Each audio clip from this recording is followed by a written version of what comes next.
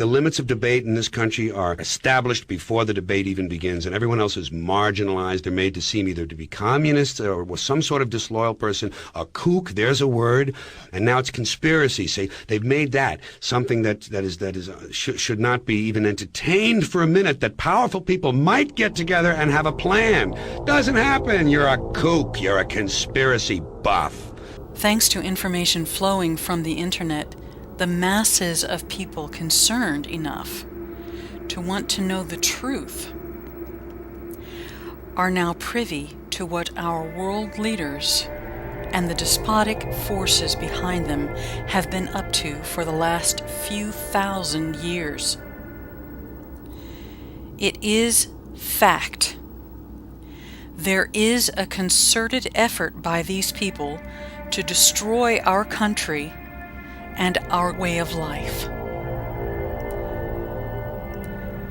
The knowledge now erupting from the internet has blown the lid off the secrecy of the Great Plan. This is the story of the Great Plan and the culling of mankind. What's on your mind tonight? I got this email earlier this week. It's called The Secret Covenant. The Secret Covenant. Apparently, it was an article that appeared in bankindex.com in June of 2002. Oh, okay. I know what you're talking about. That's the one that talks about all the things that the people don't know. Yes, I actually want to do something with that. That's a fascinating piece, isn't it? If it's okay with you, I'd like to read it right now. If you want to, go ahead. It's really something. It is.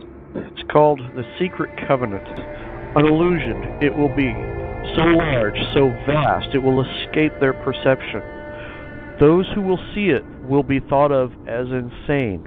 We will create separate fronts to prevent them from seeing the connection between us. We will behave as if we are not connected to keep the illusion alive. Our goal will be accomplished one drop at a time, so as to never bring suspicion upon ourselves. This will also prevent them from seeing the changes as they occur. We will always stand above the relative field of their experience, for we know the secrets of the Absolute. We will work together always and will remain bound by blood and secrecy. The very word secrecy is repugnant in a free and open society. And we are, as a people, inherently and historically opposed to secret societies, to secret oaths, and to secret proceedings. We decided long ago that the dangers of excessive and unwarranted concealment of pertinent facts far outweighed the dangers. Weapons of mass destruction got to be somewhere, which are cited to justify it. Even today, there is little value in opposing the threat of a closed society by imitating its arbitrary restrictions. Even today, there is little value in ensuring the survival of our nation if our traditions do not survive with it. And there is very grave danger that an announced need for increased security will be seized upon by those anxious to expand its meaning to the very limits of official censorship and concealment. Death will come to he who speaks. We will keep their lifespan short and their minds weak while pretending to do the opposite. We will use our knowledge of science and technology in subtle ways so they will never see what is happening. We will use soft metals, aging accelerators, and sedatives in food and water. Also, in the air, they will be blanketed by poisons everywhere they turn. The soft metals will cause them to lose their minds. We will promise to find a cure from our many fronts, yet we will feed them more poison. There aren't reasons to not get vaccinated. Are you telling parents you should get your kids vaccinated? You should get your kids vaccinated. It's good for them. The poisons will be absorbed through their skin and mouths. They will destroy their minds and reproductive systems. From all this, their children will be born dead, and we will conceal this information. The poisons will be hidden in everything that surrounds them, in what they drink, eat, breathe, and wear.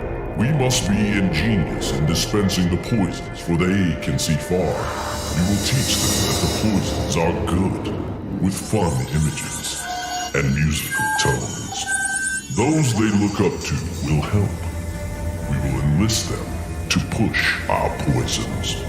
They will see our products being used and filled, and will grow accustomed to them, and will never know their true effect.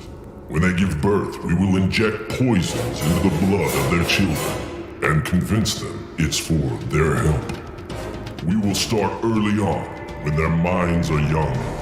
We will target their children with what children love most, sweet things. When their teeth decay, we will fill them with metals that will kill their mind and steal their future. When their ability to learn has been affected, we will create medicine that will make them sicker and cause other diseases for which we will create yet more medicine. We will render them docile and weak before us by our power. They will grow depressed, slow, and obese. And when they come to us for help, we will give them more poison. We will focus their attention toward money and material goods, so they may never connect with their inner self. We will distract them with fornication. We will make them kill each other when it suits us. We will keep them separated from the oneness by dogma and religion. We will control all aspects of their lives and tell them what to think and how. We will guide them kindly and gently, letting them think they are guiding themselves. We will foment animosity between them and our factions. When a light shall shine among them, we shall extinguish it by ridicule or death, whichever suits us best. But that's called the death panel, and you're not supposed to have that discussion. We will make them rip each other's hearts apart and kill their own children. We will accomplish this by using hate as our ally, anger as our friend. The hate will blind them totally, and never shall they see that from their conflicts we emerge as their rulers. They will be busy killing each other. They will bathe in their own blood and kill their neighbors for as long as we see fit. We will benefit greatly from this, for they will not see us. They cannot see us. We will continue to prosper from their wars and their deaths. We shall repeat this over and over until our ultimate goal is accomplished. We will continue to make them live in fear and anger through images and sounds. We will use all the tools we have to accomplish this. The tools will be provided by their labor. We will make them hate themselves and their neighbors. We will always hide the divine truth from them, that we are all one.